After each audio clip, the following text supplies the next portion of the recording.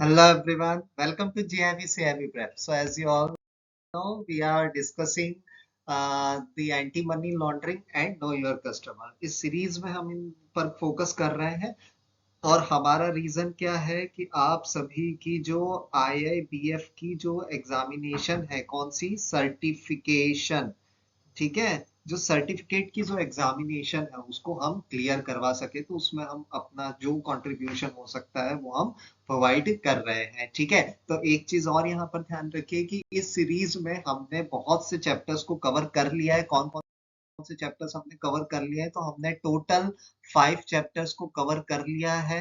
ठीक है, तो आपको क्या करना है, तो आपको एक सिंपल सा काम करना है कि जितने भी चैप्टर्स अभी तक हो गए हैं उनको आप प्रॉपर तरीके से देखिए, एक अपने नोट्स बनाइए और उन्हें थोड़ा सा याद करिए, रखिएगा। ठीक है ना, रीजन ये क्योंकि वो एक्ट है, थ्योरेटिकल सब्जेक्ट है, आप सभी को भी पता है, तो हमें थोड़ा सा पढ़ना पड़ेगा उसमें। ठीक है, थोड़ा सा याद रखना पड़ेगा, है ना, हमारी मेमोरी थोड़ी सी शार्प होनी चाहिए, तभी जाकर तो एग्जामिनेशन को हम क्लियर कर पाएंगे। ठीक है, तो इस सेशन में हम जो डिस्कस करने वाले हैं वो है चैप्टर 6। ओके, और चैप्टर 6 क्या है? AML CFT legislation in India. तो बिना समय गवाए स्टार्ट करते हैं। और सभी को पता है कि सबसे पहले हम किन चीजों पर फोकस करेंगे, तो हमारा स्ट्रक्चर, स्ट्रक्चर क्या है। ठीक है, तो इस चैप्टर में हम लेजिस्लेशन इन इंडिया में हम पढ़ने वाले हैं overview legal framework in India for AML CFT। इसके बाद में हम डिस्कस करेंगे prevention of money laundering act 2002, जो कि PMLA एक्ट 2002 के नाम से बहुत फेमस है, हमारे देश का कानून है। ठीक है, इसके बाद में prevention of money laundering maintenance of accounts rules 2005 PMLR। Then फिर डिस्कस करेंगे अनलॉफुल एक्टिविटीज प्रिवेंशन एक्ट 1967। देखिए सभी कानून है और सभी को बहुत अच्छे से आपको पढ़ना पड़ेगा। ठीक है ना, बस ये दो तीन चीजें ऐसे इनमें याद रखना है आपको। देखिए एस्टेब्लिशमेंट कब हुआ इनका,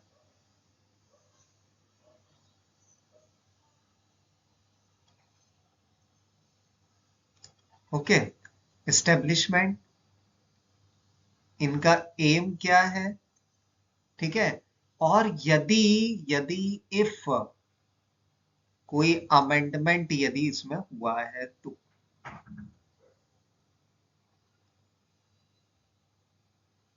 ओके, बस ये दो तीन चीजें हैं, बाकी तो निकल जाएगा, कोई इतना हार्ड नहीं है ये।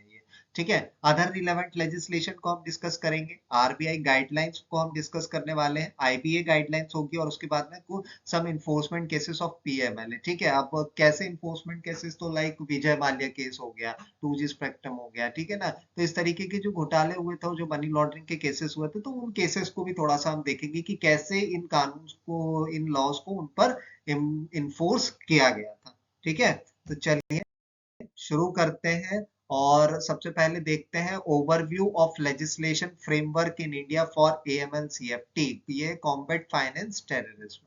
ठीक है, चलिए अब देखिए, India AML CFT resign aligned with FATF standard, financial action task force standard. ठीक है, तो दोस्तों इंडिया का AML CFT framework international FATF standards के साथ अलाइंड है।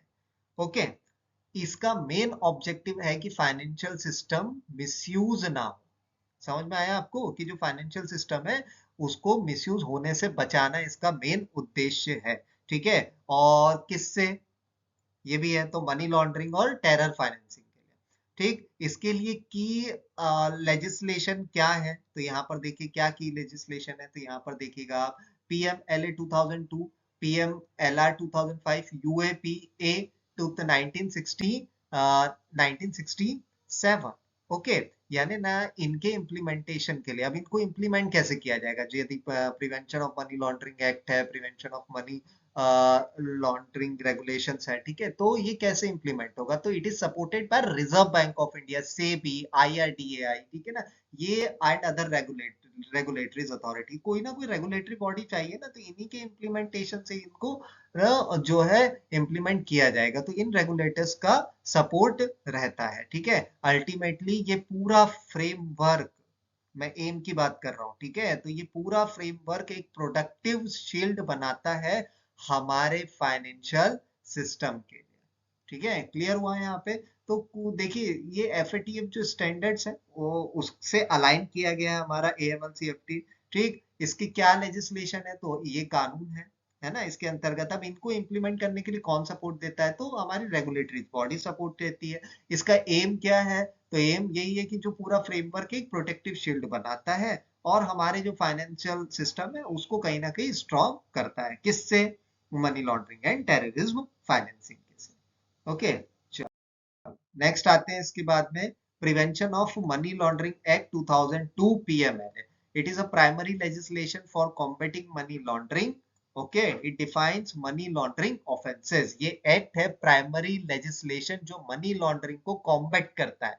इसमें मनी लॉन्ड्रिंग ऑफेंसेस डिफेंस किए गए हैं। ठीक है, इसके की प्रोविजंस क्या है ना, तो की प्रोविजंस पे देखते हैं, attachment and confiscation of proceeds of crime, establishment of adjudicating authority, role of enforcement directorate, reporting obligations for financial institution and last cover wide range of scheduled offences. मतलब क्या क्या जो हमारे प्रोविजन है उसमें क्या क्या चीजें आती हैं, ठीक है ना। तो देखिए प्रोसीड्स ऑफ क्राइम का अटैचमेंट और कॉन्फिस्केशन फर्स्ट, है ना, एग्जीक्यूटिंग अथॉरिटी की स्टेब्लिशमेंट और इन्फोर्समेंट ऑफ डायरेक्टरेट का रोल, जिसको ईडी कहा जाता है शॉर्ट फॉर्म में, ठीक है। और ला इसके बाद में फाइनेंशियल इंस्टीट्यूशन के लिए रिपोर्टिंग ऑब्लिगेशन मैंडेटरी है और ये wide range of scheduled offences cover करता है। ठीक है, मतलब सिर्फ एक कैटेगरी नहीं बल्कि मल्टीपल क्राइम्स का स्कोप इंक्लूड होता है। ठीक है, आई होप आपको ये क्लियर हुआ होगा। ठीक है, चलिए नेक्स्ट आते हैं इसके बाद में, prevention of money laundering maintenance of record rules 2005, it operational rules under PMLA. ठीक है, यानी जो पीएमएलए का इम्प्लीमेंटेशन के पीएमएलए के इम्प्लीमेंटेशन के लिए ऑपरेशनल रूल्स दिए गए। ठीक है ना, कुछ ऑपरेशनल रूल्स दिए गए पीएमएलआर के थ्रू। ठीक है, इसमें इंस्टीट्यूशन को कैश ट्रांसेक्शन के सर्टेन थ्रेशोल्ड के ऊपर रिपोर्ट करना होता है, ये रिक्वायरमेंट थी इसकी। इसके बाद में KYC and customer due diligence, है ना। अब आगे बढ़ते हैं इसके बाद में, साथ ही केवाईसी और कस्टमर ड्यू डिलिजेंस फॉलो करना इसके लिए बहुत मैंडेटरी है। रिकॉर्ड्स को मिनिमम 10 साल तक मेंटेन करना होगा। ठीक है, जो कि सस्पिशियस ट्रांजेक्शन्स होते हैं, ठीक है, उनको रिपोर्ट करना उनको पड़ता है। ठीक है ना, कि अभी यदि रिकॉर्ड ही नहीं रखेंगे तो फिर ये जो सस्पिशियस अकाउंट है या बाद में जो इन्वेस्टिगेशंस होनी है उस पर ये कैसे काम करेगा। ठीक है, तो कहीं ना कहीं इनको रिपोर्ट करना पड़ता है, इसलिए यहाँ पर 10 साल तक इनके रिकॉर्ड्स को मेंटेन कर रखना पड़ेगा। ओके, चलिए नेक्स्ट आते हैं इसके बाद में,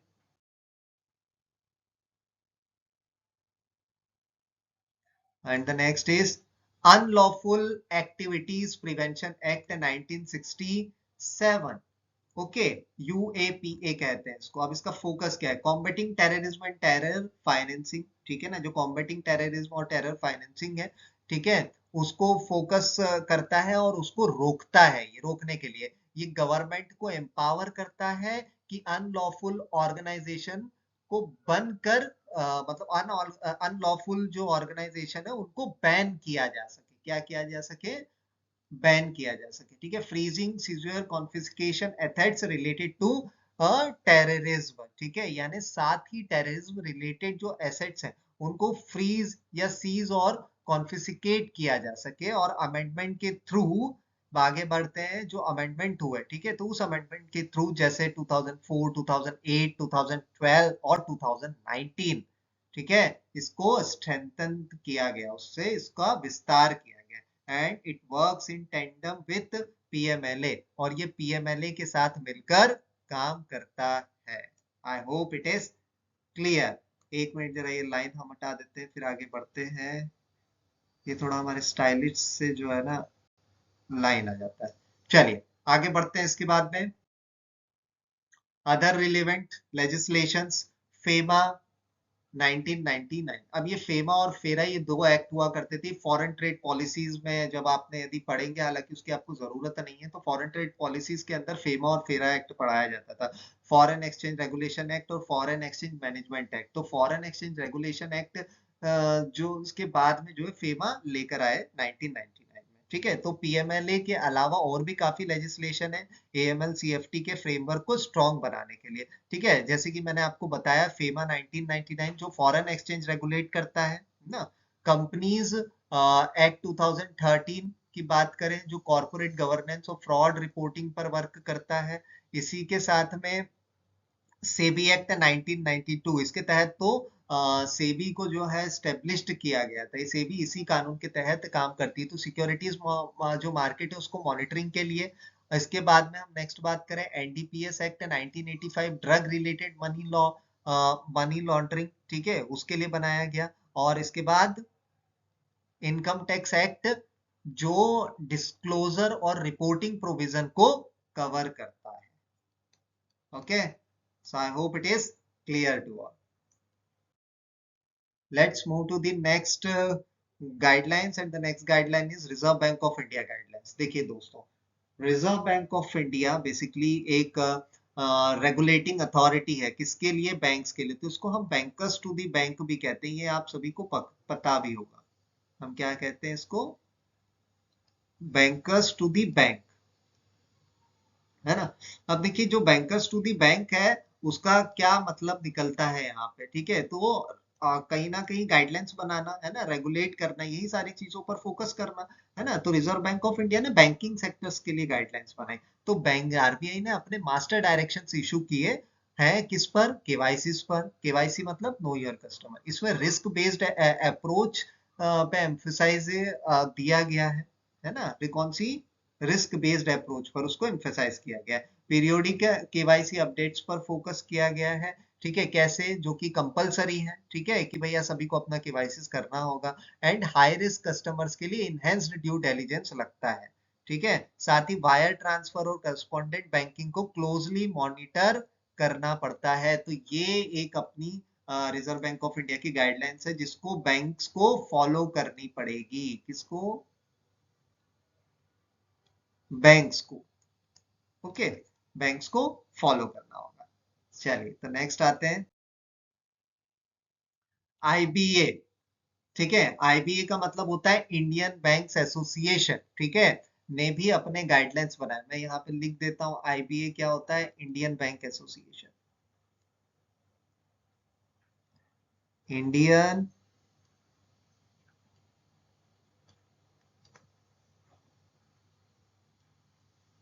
banks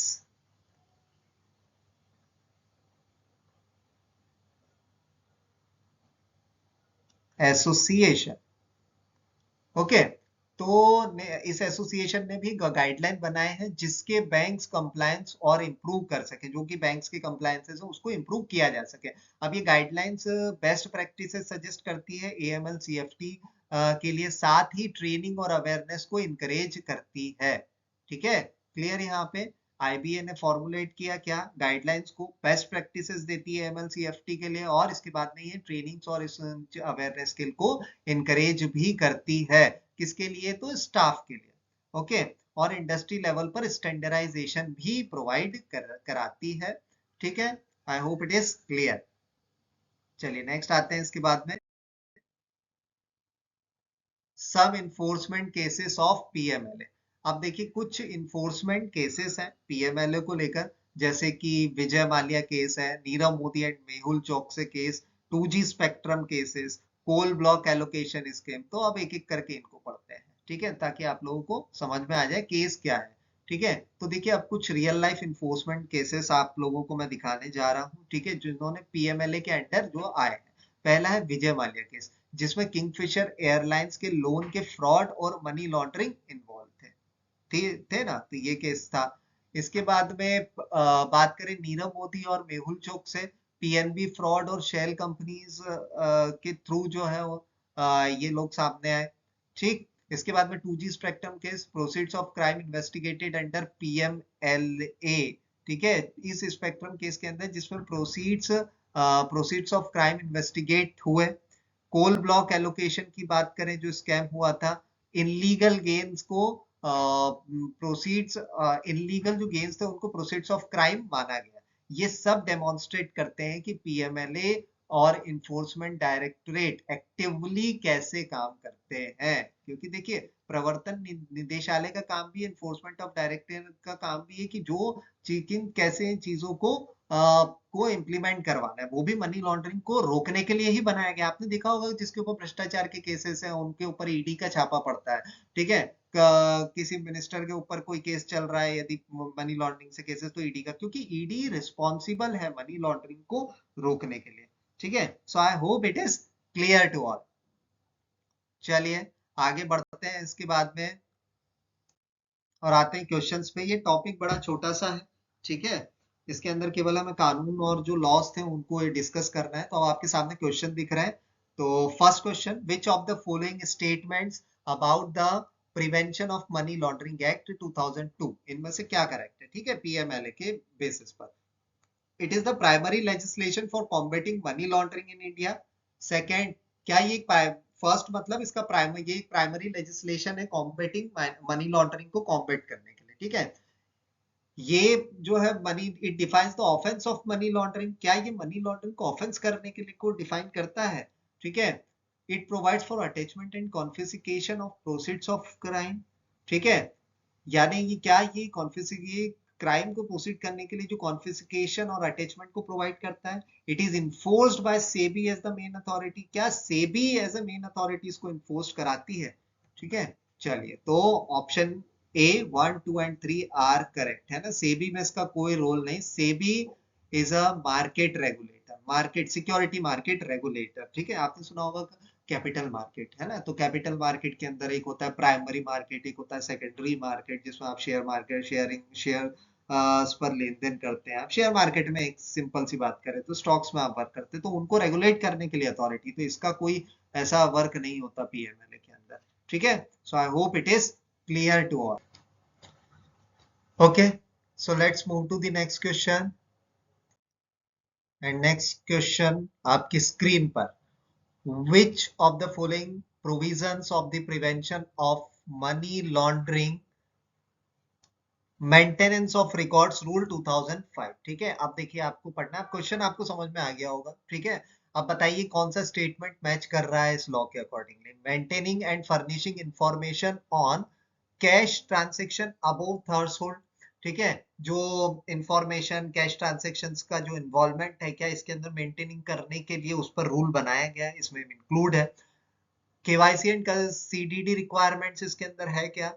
record retention for 10 years, record को रखना 10 साल तक, रिकॉर्ड्स को मेंटेन रखना। और mandatory reporting of suspicious transactions to FIU, financial intelligence unit, INP India, ठीक है।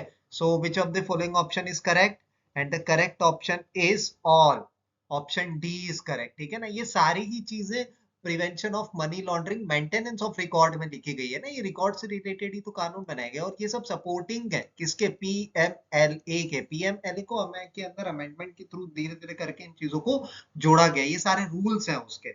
Okay, so let's move to the next question. Unlawful activities prevention act 1967, जिसको हम यूएपीए बोलते हैं, इसके बेसिस पर कौन से स्टेटमेंट करेक्ट हो हैं, जल्दी से बताइएगा। It focuses on combating terrorism and terror financing, okay. क्या ये कॉम्बेटिंग टेररिज्म और टेरर फाइनेंसिंग को फोकस करता है। It empowers the government to ban unlawful organisation, ये गवर्नमेंट को एम्पावर करता है अनलॉफुल ऑर्गेनाइजेशंस को बैन करने के लिए। It allows freezing, seize and confiscation assets link to और टेररिज्म, ऐसी एसेट्स जो लिंक्ड है टेररिज्म से, क्या उसको फ्रीज करने के लिए, सीज करने के लिए, कॉन्फिस्केशन करने के लिए ये लॉ जो है पावर देता है। It deals only with foreign exchange violation, ये केवल और केवल फॉरेन एक्सचेंज वायलेशन पर ही काम करता है। So which of the following option is correct. I hope आप लोगों ने जज कर लिया होगा कि आंसर इसका क्या है। The correct answer is 1, 2 and 3, option C is correct. Why? Because fourth option is not correct, क्योंकि फॉरेन एक्सचेंज वायलेशन को ही केवल डील नहीं करता, उसके लिए अनलॉफुल एक्टिविटीज प्रिवेंशन एक्ट 1967 नहीं बनाया गया, ठीक है। क्लियर यहाँ पे? उसके लिए जो फेमा फेरा जो वो पॉलिसीज है फॉरेन ट्रेड्स की, जो अलग से पॉलिसी है, फॉरेन एक्सचेंज मैनेजमेंट एक्ट 1999, ठीक है ना, उसके अंदर जो वॉल्यूशंस और इन सारी चीजों को मेंशन किया गया है। ठीक है, चलिए नेक्स्ट आते हैं इसके बाद में। Which of the following statements about the RBI guidelines on KYC are correct? RBI guidelines KYC पर जो RBI की guidelines है उनमें आपको स्टेटमेंट देखना है कौन से सही है। RBI issued master direction on KYC, okay, guidelines emphasise a very low risk based approach, ये बहुत ही लो रिस्क अप्रोच को जो है एम्फेसाइज किया है आरबीआई की गाइडलाइन में। Enhanced due diligence is required for high risk customers, जो ईडीडी है वो रिक्वायर है हाई रिस्क कस्टमर्स के लिए। और guidelines apply on SEBI regulated entities, जो गाइडलाइंस है वो सेबी रेगुलेटेड जो एंटिटीज है उन पर अप्लाई हो रही है सिर्फ और सिर्फ। So which of the following option is correct? And the correct option is option B, 1 and 3 is correct, है ना। RBI issued master directions on KYC, ये करेक्ट है। अब ये गलत क्यों है सेकंड वाला, तो मैं जो गलत है उसकी बात कर लेता हूँ। ये लो रिस्क नहीं, रिस्क बेस्ड अप्रोच थी, वेरी लो तो था ही नहीं, है ना, कोई वेरी लो नहीं, रिस्क बेस्ड अप्रोच पर एम्फेसाइज किया है इस गाइडलाइन में। और इसके अलावा जो फोर्थ, ये केवल और केवल जो सेबी की जो रेगुलेटेड एंटिटीज है उस पर अप्लाई नहीं होती है केवाईसी, ठीक है, सिर्फ उस पर ही नहीं होती है, ओवरऑल जो बैंकिंग सेक्टर है, फाइनेंशियल इंस्टीट्यूशन है उस पर है। केवाईसी क्या है? नो योर कस्टमर क्या होता है? किसी कस्टमर को की डिटेल्स को, उसके आईडी को, सारी चीजों को वेरीफाई करना। Okay, so let's move to the next question. And the next question is, which of the following statements about the IBA guidelines are correct? Okay, IBA guidelines के तहत कौन से statement आपको सही लग रहे हैं बताइए। They provide industry level standardization for AML CFT compliance. Okay, ये industry level standardization को compliance को जो provide कर रहा है। They are legally binding on all banks in India. ये जितने भी banks हैं उनको legal bind कर रहा है। Okay, they encourage training and awareness for bank staff, bank staff की जो ट्रेनिंग्स होती है उसको इनकरेज कर रहा है ना, अवेयरनेस के लिए।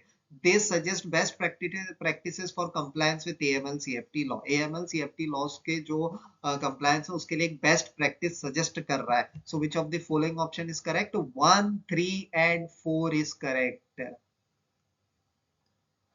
Okay, option C 1, 3 legally bind नहीं कर रहा है किसी भी बैंक को, क्योंकि ये सिर्फ क्या करता है, ये केवल सजेशन देता है। इंडियन बैंकिंग एसोसिएशन सजेशन देता है, बाकी रूल तो कौन बनाएगा? ये बैठा है ना रिजर्व बैंक ऑफ इंडिया, वो यदि बाइंड करेगा तो बैंक्स पर बाइंड होगा, अदरवाइज ये सजेशन पर काम करता है। Okay, so let's move to the next.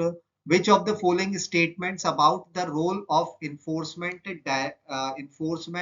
directorate under PMLA are correct? Okay, so ED investigate offenses of money laundering. Okay, जो ईडी है वो इन्वेस्टिगेट करती है मनी लॉन्ड्रिंग ऑफेंसेस को।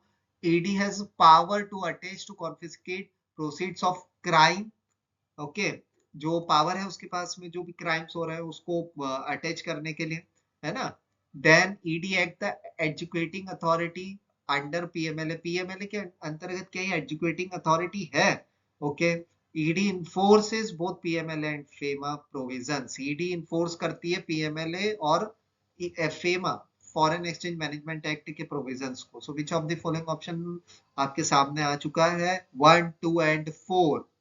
Okay, 1, 2 and 4। थर्ड, ये एग्जीक्यूटिंग अथॉरिटी नहीं है, enforcement of directorate. Okay, चलिए बढ़ते हैं आगे।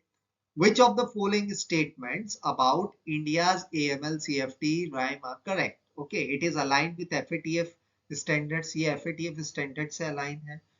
It is supported by multiple regulators like RBI, SEBI and IRDAI, ठीक है। तो ये जो मल्टीपल रेगुलेटर्स हैं, ठीक है, जो कि सपोर्ट करते हैं जो भी गाइडलाइंस होती है एमएल सीएफटी की। It aims to prevent misuse of the financial system for money laundering and terror financing. Money laundering और टेरर फाइनेंसिंग के मिसयूज को प्रिवेंट करने के लिए, है ना, के उद्देश्य से ये काम करती है।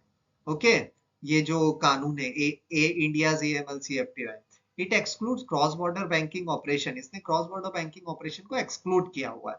So the correct answer is 1, 2 and 3।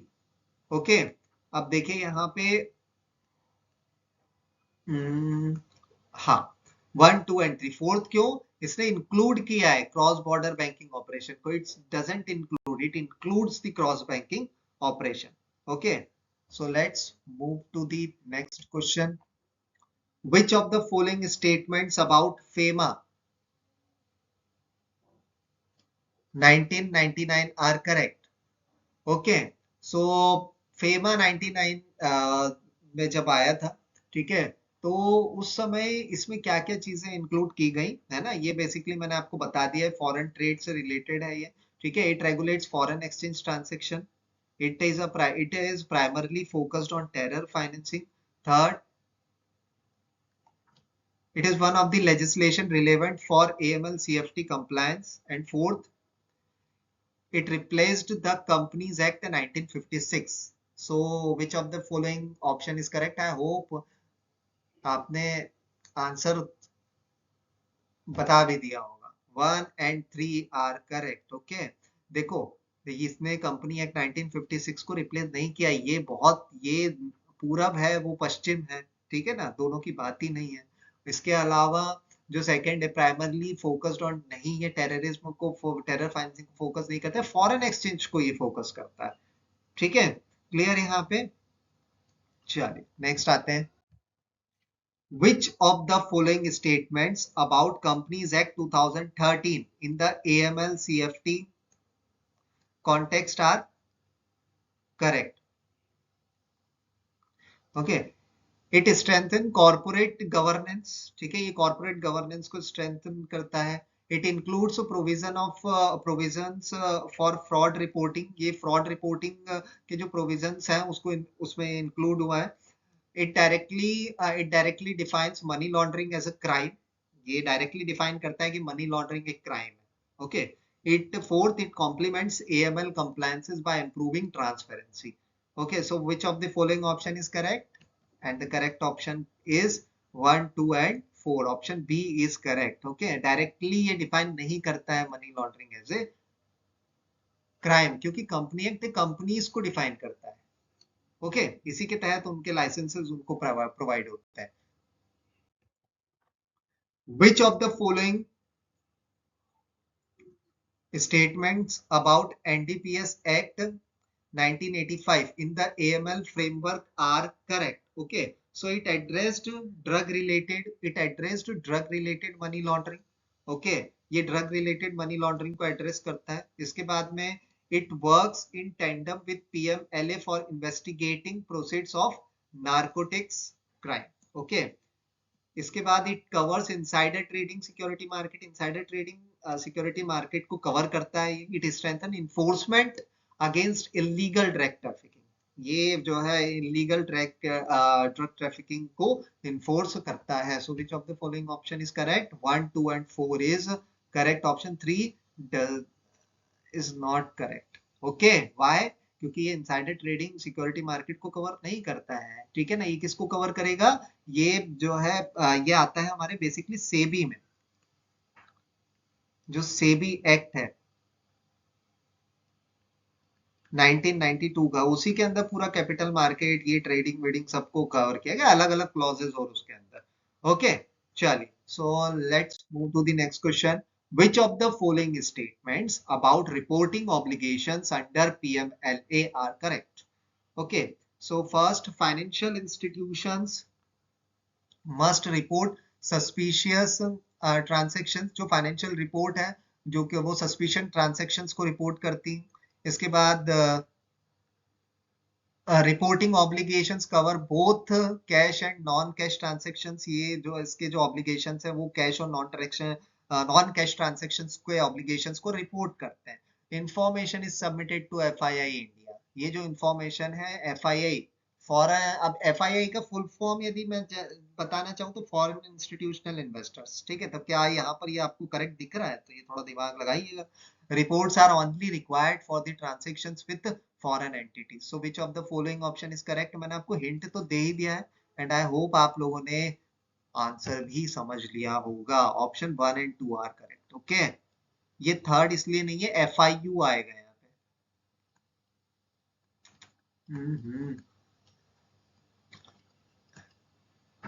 Financial intelligence unit.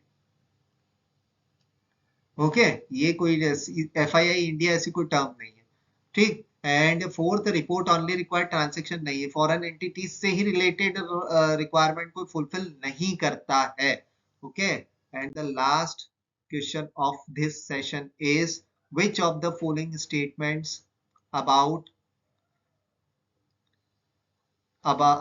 which of the following statements about major enforcement cases under PMLA are correct? Okay, PMLA की जो केसेस है उसमें के इन्फोर्समेंट के लिए कौन सा केस आप लोगों को सही दिख रहा है?